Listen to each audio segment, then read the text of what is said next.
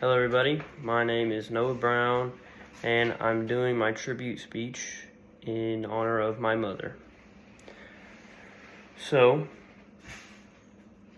to begin with, my mom did not have a great childhood. It was rough, and her parents, when she was young, they got divorced, and so she had to live with two families essentially. And she didn't really have a great relationship with anybody. Things were not great with either dad or stepdad. Her mom wasn't super great, and then stepmom came later, and she wasn't really in the picture very much. So, with saying that, she did her best to stay out of the house. So she was never really home. She was doing whatever she could to not be there. She's going to friends' houses, cousins' houses, just anything. And she ended up rebuilding the relationship with her family, and now they're a part of the family. And I've never felt any hatred or discomfort being around any of them, and I would have never known there was anything that had happened if she had not told me. So for me, I would like to be able to forgive people like she does. I don't know how she does it, but she's just the nicest woman you ever meet. Now, my next point is that she raised me and my brother when she was poor, which this really goes for both my parents because they wouldn't have been able to do it one or the other. It was a two-person effort, and I don't know how they did it. So they had me when she was 22, and both my parents were at low-paying jobs that did not require a degree of any kind, and anybody could have had that job.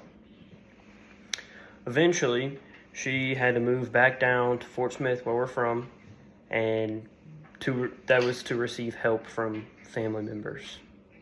And I don't think she would have been able to do that if she hadn't rebuilt relationships. And I remember there were years where we didn't get Christmas presents because paying rent, paying bills,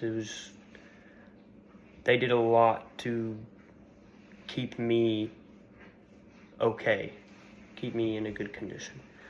And then they had my brother 2 years later, and they both had jobs, and it was a little better, but 2 kids, 2 mouths to feed, more than they had before.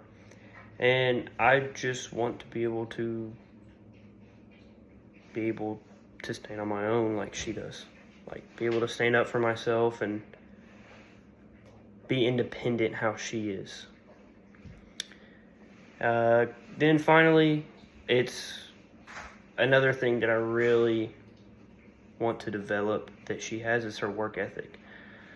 So she started out working at the school district at my elementary school, like while I was in elementary school, and then decided to go back to school all online while she was managing putting food on the table. She was raising 2 kids, going to school, going to work. It was just a lot, and that's a lot to deal with. And without going back to school, she probably would not be where she is today, which is a lot better than it was before. Then she started a job at Owens Corning. With her degree, she worked with HR, and I remember when she was working there, she missed a lot of baseball games. She missed basketball games. She missed a lot of things. She missed family events. It's just, she worked so much overtime, and we barely got to see her, and it was all for the family, and I admire that. Eventually, she was getting the recognition she deserved and moved jobs to getting paid what she really should have been getting paid a long time ago. Now, we're not skipping any holidays. We're getting all the presents, whatever. And as she likes to say, we get snacks at the gas station. We can afford it. It's nice to have. And I want to be able to push myself every day how she does to herself. Thank you for listening.